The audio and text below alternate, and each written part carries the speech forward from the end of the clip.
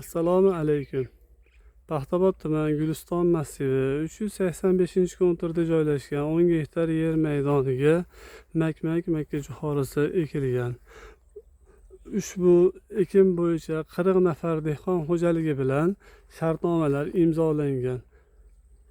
Ushbu 10 gektar yer maydoni Xalq banki Paxtabod filialiga biriktirilgan bo'lib, hozirda bu yer maydonini agrotexnik ishlari A'loxon Yangiboyev fermer xo'jaligining mutasaddi xodimlariga berilgan.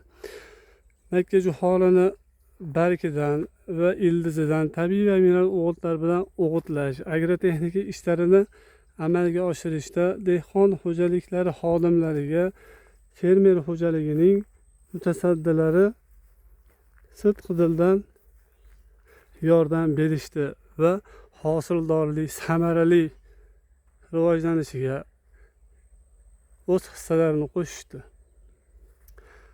Shu yer maydonining o'ng tarafi G'iyosiddin fermer xo'jaligiga, chap tarafi Guliston mahalla fuqarolar yig'iniga qo'shni, orqa tarafida qo'shni Qirg'iziston Respublikasi joylashgan.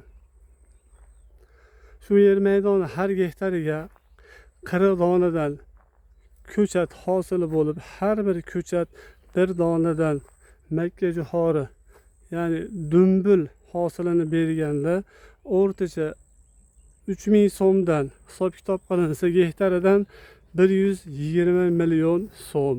Xarajatlar chiqarib yuborgan taqdirda sof foyda o'rtacha 60 million so'mni tashkil etadi. Hozirgi holatda dehqonchiliklar nihoyatda tobiga yetgan, hosil olish arafasida turibdi.